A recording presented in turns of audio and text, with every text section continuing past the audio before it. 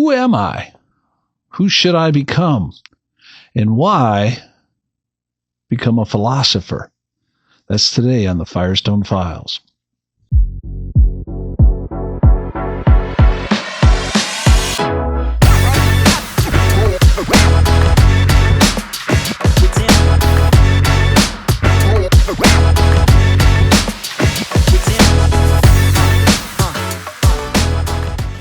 Hello, everyone, and welcome to the Firestone Files. I'm Dr. Chris Firestone. So glad to be with you here in episode 2. In the first episode, we introduced the Firestone Files, and I also introduced my children, Hannah, Matthew, Emma, Rebecca, and Andrew. And I did so by taking on a philosophical question. What is the nature of ultimate reality? We saw the 5 primary elements. So much fun to get started with a big question, the question of ultimate reality, and to do so on the basis of some ancient Greek philosophy and introducing some of the main characters in my life, my kids. Today on the Firestone Files, I'm going to be delving into the question of human identity. Human identity. Who am I? Who should I become? And why become a philosopher? That's today on the Firestone Files. You can look behind me and see Plato's cave up on the wall. I'm not sure how clear that is. I'm going to get better at the visuals of these as I go forward, but just a simple picture of Plato's cave. I want to put that there because it says something about the kind of philosopher I am and how we're going to address the question of human identity. And that is essence, the things that really persist, the really real, are beyond just these physical realities that we experience or the appearance of things to us. And that's what Plato's cave is going to be about, or teaching us. Our starting point for thinking about our identity lies behind the appearance. So, who am I? Who should I become? I'm going to talk about this both from a philosophical vantage point and from a Christian vantage point. Going to give you some personal stories of how I became a philosopher, and then some key takeaways that we will bring into the subsequent episodes. First of all, let's start with a Christian perspective. A number of people, certainly Christians in the church, will point to the Imago Dei, the image of God being found in all human beings, as being fundamental to our identity. I would suggest to you that does in fact give us eternal worth or eternal value if you believe that God created you and he created male and female in his image. That secures our eternal worth and our value in the here and now. But it doesn't, I would suggest, fully answer the mundane identity questions. To get answers to those questions, we actually have to look a little bit further in the Genesis story, and ultimately we'll have to look at the person of Jesus Christ. I'll probably get to the first of those and less so to the second of those in this episode, and we'll take on the Christ likeness question some other time. In terms of identity, or what I'm going to call mundane identity, you see, it's one thing to have this global or worldly or divine perspective that we're made in the image of God. It's another thing to know who you are in this world in which you find yourself. I would think, and I would suggest from the Genesis account in chapter 3, basically, that there are 2 major points of orientation for us for securing our earthly or mundane identity. For men, there's a vocational tie to personal identity. We see this in the Genesis curse after they've eaten from the tree of life, and then God judges them and says that men will toil over their work, and they'll have to really work hard to make ends meet. Hey, everybody, this is Dr. Chris Firestone. I want to interject here for one brief moment. I said that Adam and Eve ate from the tree of life. They actually ate from the tree of the knowledge of good and evil. This is an important theological distinction. Had they eaten from the tree of life, they would live forever. Have they eaten from the tree of knowledge of good and evil, they disobeyed God, and this brought death and judgment. And God pushes them out of the Garden of Eden precisely because if they ate from the tree of life in their current fallen state, they would never have any hope. They would be forever in that state. But as we know from the rest of the biblical witness, God had a plan for their redemption to overcome their mistake. So that is an important point. So let's get back to the show, just keeping that in mind. So men are deeply involved in vocation in order to discover and sort of congeal their own personal mundane identities. Women were judged with pain in childbearing and desire for their husbands. And these relational components are more germane, if you will, to the female psyche. Now, just a quick side note on this, I would not suggest that these are rigid identities where men are purely vocational and women are purely relational.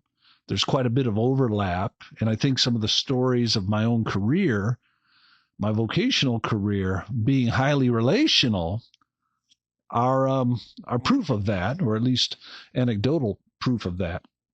So I'm not suggesting that men are 100% vocational, women are 100% relational, could be 75, 25, likely to be different in different cases, but men tend to gravitate towards vocation and job and work-related identity issues, and women tend to gravitate towards relational identity issues. So let me tell you a little bit about my upbringing and then my turn to philosophy to try to sort of spell that out a little bit. And if you see something in that story that you can identify with your own vocational or relational quest to understand who you are in this world, I'd be just delighted with that. One of the people I think I may have mentioned briefly in episode 1 is my father, your great-grandfather, Harry Firestone Sr. I say Harry because that's sometimes what we call him.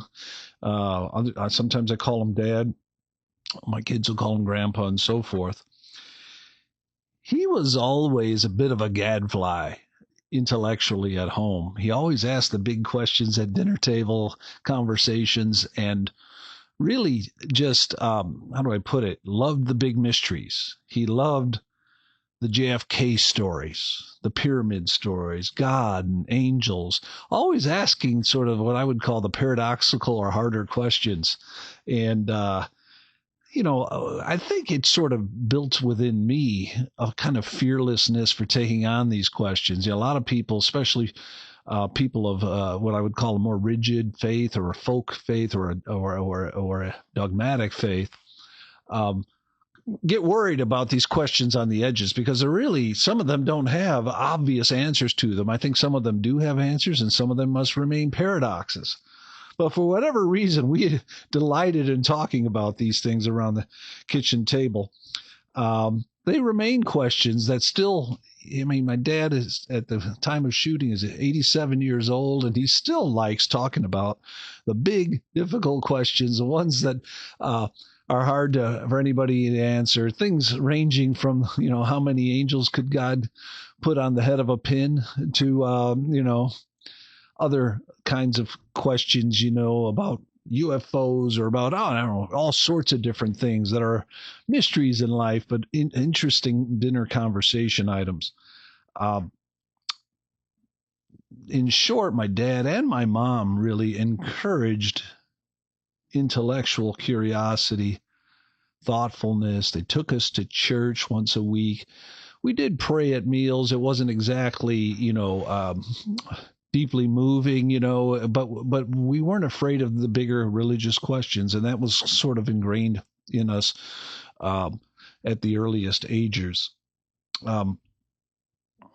I put on the board behind me Plato's Cave because I think it exemplifies a truth that I have come to embrace as a philosopher and as a person, really. And that is, that the way things appear, the physical realities that confront us every day, they can be daunting. They're important. They're really real. You don't want to walk in front of a car because that reality will take you on immediately. All of those things can be true. But some of the most important things, what Plato calls ideas, that he takes, by the way, to be the really real, and that this stuff that we're experiencing all around us here is fleeting, is contingent. What's here today is gone tomorrow. But for Plato, what endures is the form or the internal idea. That's the picture of Plato's Cave. We're going to probably do a deeper dive on Plato's Cave and Plato's philosophy in general at some other time. But I mention it here because the Plato's Cave analogy shows us that the most important things in life may not be what sits right in front of you, but what lies behind it. The sunlight is the ultimate form, and then there are other things that are there that animate the physical appearance, if you will. What matters most in life is often not tables and chairs and formulas and so forth, but it's things like love and justice and truth and goodness, virtues like courage and compassion. Notice how none of those things can be seen with the naked eye. I can't just point to, there's love. Not without understanding what is below the surface, what's behind the appearance. No one, I would argue, would die for a table or chair or any kind of physical reality, but they might die for their honor or for dignity or for God. And that's true universally among human beings, so far as I know. The most important things in life are not physical, but are metaphysical. And Plato's Cave is an analogy, it's a story meant to show that the most important things are eternal ideas or forms and not their individual manifestations. Those things will come and go, thinks Plato. Those things are contingent. Those things are like shadows on the wall. And but the really real things, the eternal truths, last forever. Now, I was with my wife, Beth, in Ireland a couple weeks ago, and I saw signs of ancient human ruins, castles and abbeys, burial places, and so forth. The physical things don't endure, but the symbols of more eternal things, the Celtic cross, for example, that we saw in one of the burial area cemeteries, those things symbolize deeper eternal realities that never fade away. What's so brilliant about visiting some of these places is, are the various artifacts that you can find that testify to that truth. When you think of the cross, you think of two opposites colliding with one another. The ignominious and torturous death of Jesus Christ, and then the resurrection to new life that the empty cross, the Celtic cross, represents. Those things are eternal, as it were. And so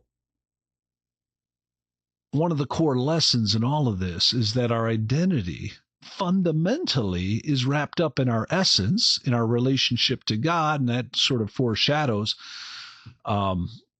turning to Jesus Christ and the New Testament and so forth. However, there is this other component about how your mundane work is on mission with regards to some of those virtues and values. Now, I didn't come to this when I was 5 years old or 10 years old. I think I had a kind of intuitive awareness of it, that the most important things were beyond the physical. But that took some thoughtfulness, some discovery, some formal study. I entered the university, and it was there that I was quickened in my thinking about philosophy. The word philosophy, phileo means brotherly love, and Sophia means wisdom, the lovers of wisdom. And it was in a philosophy of religion class in particular. I was a math major at the time. I took this philosophy of religion class with a professor named Robert McKim. And it raised a lot of these big questions about God's existence, the problem of evil, God's hiddenness, faith and reason, and it just went on and on. And for the first time, personally, I had discovered a course dedicated to talking about some of these metaphysical conundrums, matters that were so important that people were willing to live and die for them, but contentious enough that we have to have a class to discuss the various ways one might approach these difficult questions. I remember I did my first research paper for Dr. McKim. It was on the ontological argument for the existence of God. And I remember I got an A/A- on it, and it had letters, I had a couple words written on there that resonate in my thinking even to this day, some 40 years later. Yeah, I suppose that's right. Anyway, he wrote, "Well done. I believe that you may have an aptitude for this sort of work." Something like that he wrote on there.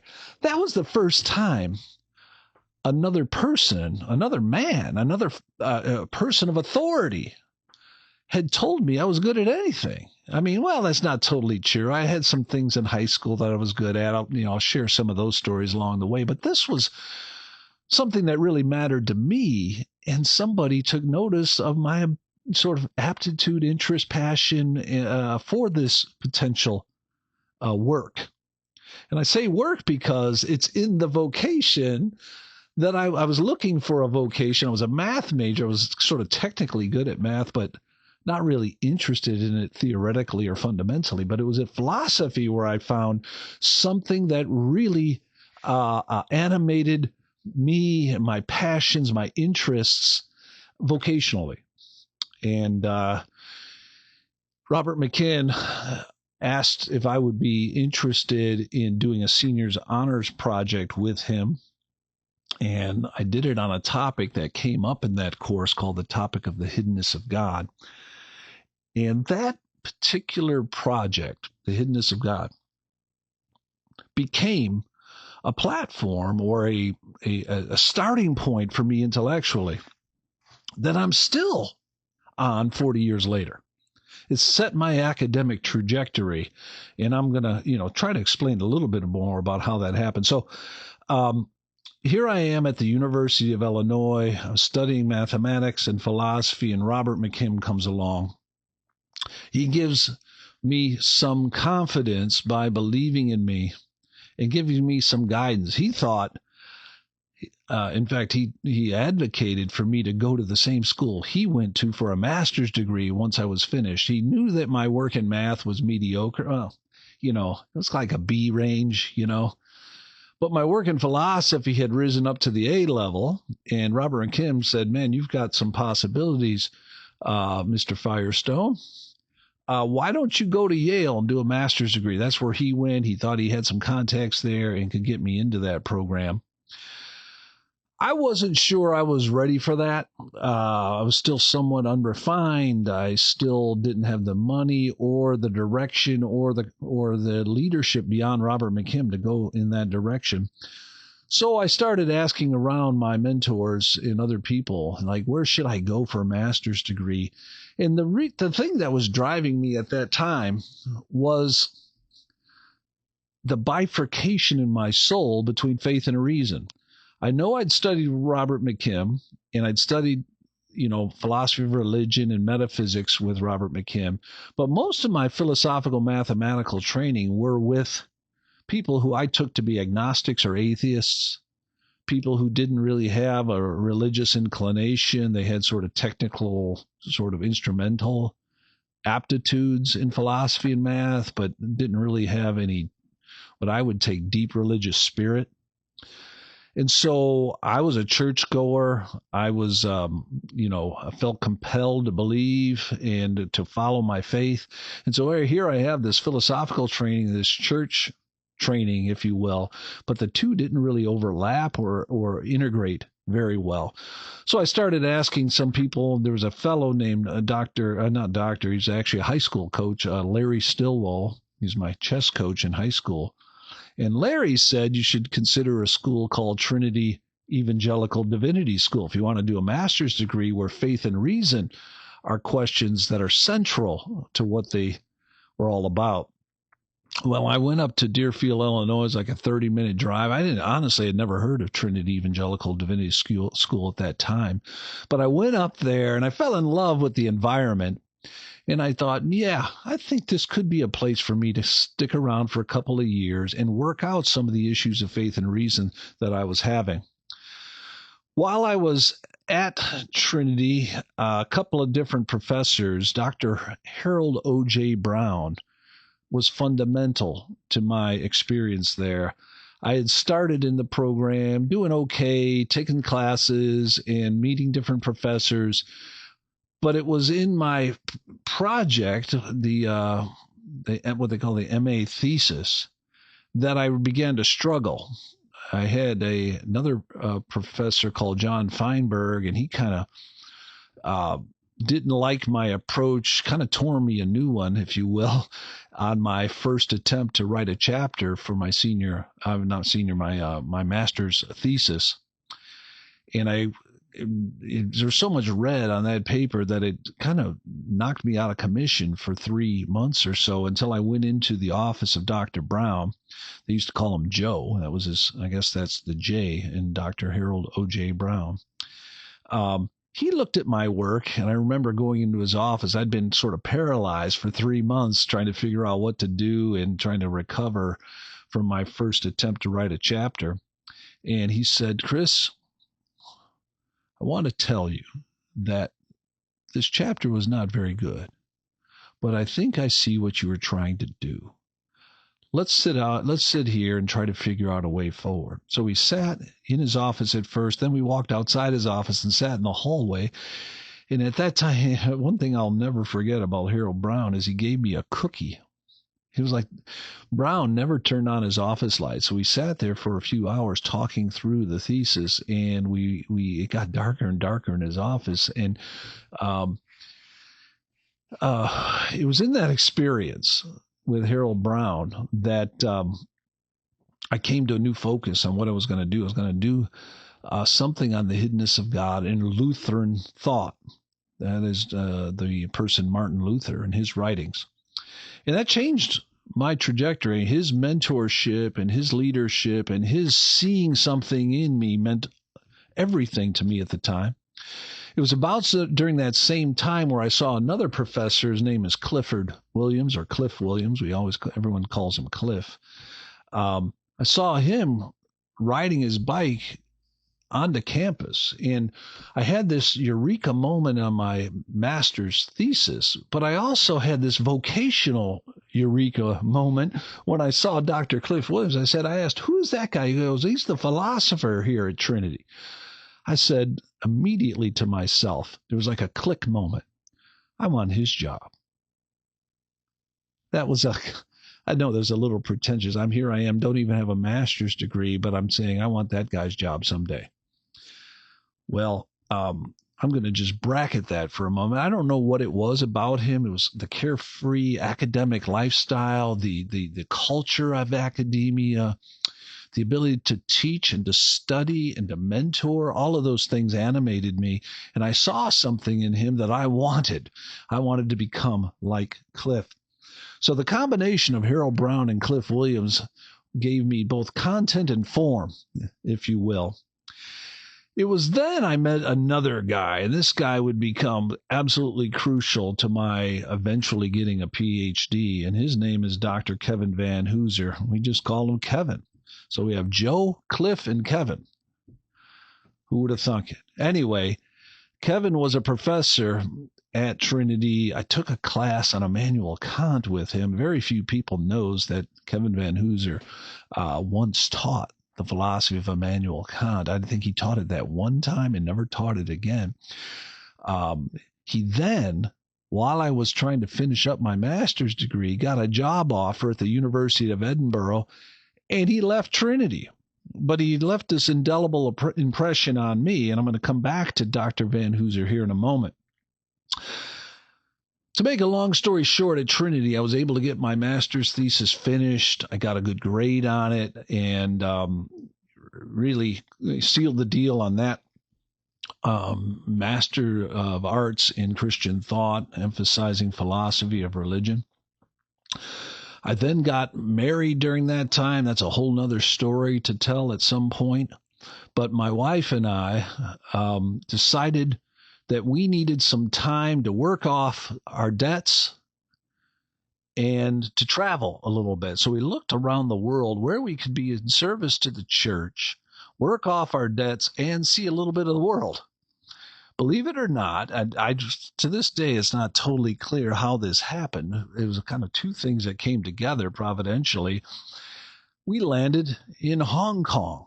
Now, this was British Hong Kong before it was handed over to China in 1997. The time I'm talking about right now is 1993. I have a master's degree. She has a bachelor's degree in education.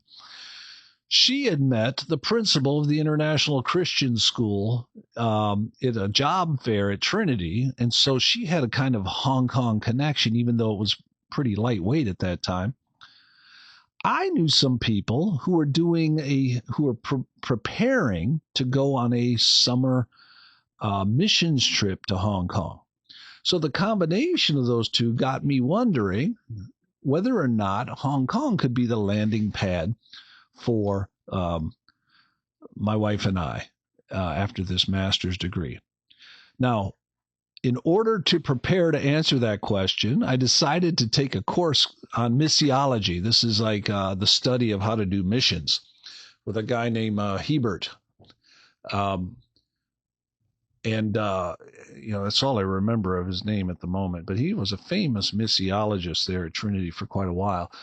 Anyway, I did my major project in that class on Hong Kong. So I learned a ton about Hong Kong, where it was, how many people were there, how many Christians are in Hong Kong, all about its commerce and its being a window to China and all of that. At the same time, Beth made contact with that principal and was going through a recruiting process, a hiring process with them. And so she ended up getting the job offer. And with that job offer, believe it or not, I was given a work visa so I could work in Hong Kong. The combination of those two things and it being a thriving place of commerce made it kind of a no-brainer to tick all the boxes. We could serve the church in Hong Kong. We could pay off our debts. We could get lots of teaching experience, which is one of the things I knew that I needed to grow into the vocation that I really wanted to grow into. And so off we went. And in 1993, all the way up to just before 1997, we lived in Hong Kong. Now, there's one more person that I'll mention at this point that I haven't mentioned yet. His name is Dr. Stephen Palmquist. Met him. He was a professor out in Hong Kong. After teaching 2 years English and paying off all of our debts, I decided I wanted to go back into the the graduate school, postgraduate work in Hong Kong. And so I asked around and I got to meet this guy, an American professor working in Hong Kong, studying the philosophy of Immanuel Kant. Now, he was an interesting find for me because, as I mentioned before, I had studied the hiddenness of God, and then I had studied the Lutheran version of the hiddenness of God in my master's degree.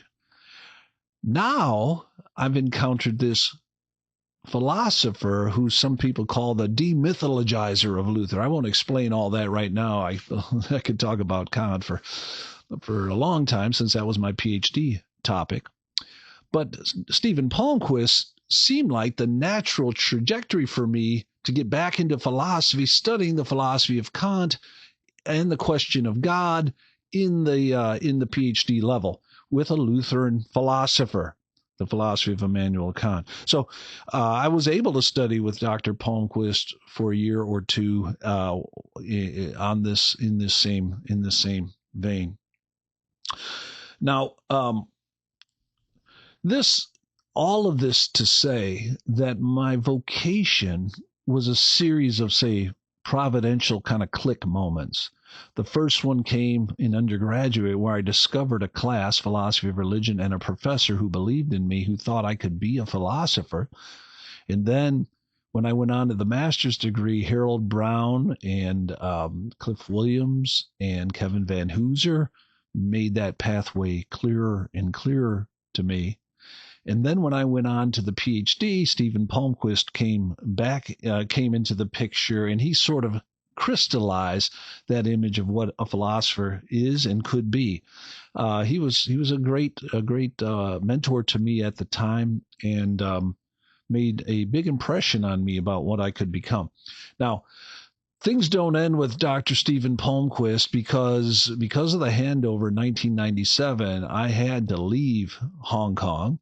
I guess I didn't have to, but everyone at the university was, I don't know what you'd call it, warning me or advising me to leave. And so I started to look for a place to go to finish my PhD. And this is where Dr. Kevin Van Hooser comes back in the picture, because I remembered on my flight back to the U.S. once that I said, hold on, I know a guy in the British system. I was in Hong Kong studying with Stephen Palmquist at the university in graduate school. I said, I need to transfer to another British school. Who do I know in the UK?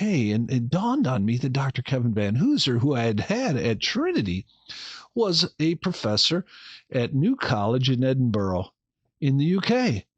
So I wrote this postcard to him, and I didn't even spell the university correctly, but I gave him, I think it was my email address at the time. Now, email wasn't the thing it is today. Monochrome screens, unreliable internet, all of that kind of stuff. But after about a month, I heard back from him that my message in a bottle had arrived. And so, he invited me to apply for the PhD program based upon some of my previous work in Hong Kong and our relationship and my interest in studying Kant and theology. Because remember, he taught Kant at Trinity, and he's also a world-renowned theologian, and I thought the two coming together would be the perfect place for me to go. So after some working with that, I decided to go ahead and go along and do that. And I went to Edinburgh. Beth and I stayed there almost 3 years, and I did finally achieve the PhD. I'm going to do an entire podcast, probably could do multiple ones on how I actually arrived at the PhD. It was a 3-year program that took me 9 years to complete. I'll just give you that as a teaser. But the reason I was able to stay the course was because I felt God had a call on my life, and that I was vocationally driven to complete this thing. I knew that's who I was, and that's where I was supposed to go. And by God's grace, I was going to do everything possible to get there. You cannot know who you are. You cannot choose your vocation just randomly. You have to choose it with conviction, with passion, with understanding who you are and how God has wired you and placed you in this world. And I honestly, there were many times along the way where giving up felt like a strong option. And yet there was something deep in my soul that said, Chris, keep moving forward. Keep moving forward. I mention all this because of our original question. Our original question is, who am I? And, who should I become? And why would I become a philosopher? Honestly, I think that my story of becoming a philosopher is analogous, potentially analogous to you becoming anything specific. I don't know about you, but I feel anxiety anytime I cut off other options and go in one direction. That may be a fault of mine, but I think everybody feels that to a certain degree. When you pick one thing, when you go down one road, you're implicitly eliminating other possibilities. It's really important that you know yourself and you know what the call is on your life. What is it that animates you? And do you have the requisite mentors, people who kind of have been down those roads, who can help you to get there? Maybe these are kindred spirits in one way or another who have gone down that pathway and can help you to get there. You can't do this kind of thing alone, particularly if it's aspirational. A PhD is a terminal degree. It's the highest degree human beings can offer in this world. And in order to complete it, there's going to be blood, sweat, and tears. If you are a Firestone and if you have a call on your life to go in some direction, I don't care if it's athletics or it's intellectual pursuits or it's religious pursuits or anything, it's going to take holistic, wholehearted mind, body, and spirit effort to get there. And you can only do that if, in fact, you have a passion. You have a click moment, if you will, where you recognize, like I did with Cliff Williams, that that's the job for me. That's why I was meant for this world. Then I would say go for it. And don't stop until you get there, because you were meant for that. God laid that on your heart, and why not? Why not go there? Well, all of that, all the great ideas, studying the philosophy of Immanuel Kant, all the contributions I've made in scholarship and in the classroom and so forth. Interestingly, very few of those things are physical realities. More importantly, they speak to immaterial realities. We model lives on those who carry eternity in their hearts.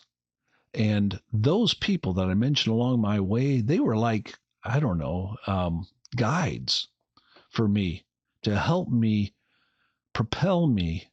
Every time I was in a valley, they would sort of lift you up and say, you got this, Firestone, keep going. Ultimately, our personal decision making is guided by these kinds of mentors, by our faith convictions, and the philosophical pursuit to understand God, the world, and ourselves in order that we might get there and become who we were meant to be. I don't know if that's helpful to you. That's a little bit of my story and why I think this is important. Why would anyone want to become a philosopher? Honestly, there's two answers to that. One is that everybody already is a philosopher. I've argued that at least in part in episode 1, but I'm sure that it's going to come up again. Everyone asks the big questions at some point or another in their life. And yet those big questions for the philosopher become kind of central to everything we do and everything we think about and everything we teach to others. As one of my favorite philosophers, William James, once put it, philosophy addresses the questions to which there have not been satisfactory answers by those who've asked them. In other words, the open-ended questions are kind of what philosophers do. But as we close off those questions, we gain knowledge, we gain self-understanding, and we gain perspective on life. And everybody does this. One of the things I really loved when I was living in Deerfield for 25 years was those block parties, because I'd go out there and we'd have all sorts of vocations represented among the men there. But they would always gravitate to the philosopher, asking the big questions. These are questions everybody's asking. They wanted to know what my perspective was on the issues. That was like an annual event at our block party. And there's good reason for that, because philosophers kind of been there and done that. They don't necessarily have all the answers, but they know what's misdirected. They know what's off course, typically. And then they have their own faith convictions, which drive them and help them to see a little bit further and farther than most people. I would make the case that my Christian convictions help me to see a little bit further and farther than those of other faith convictions. But that's a story perhaps for another day.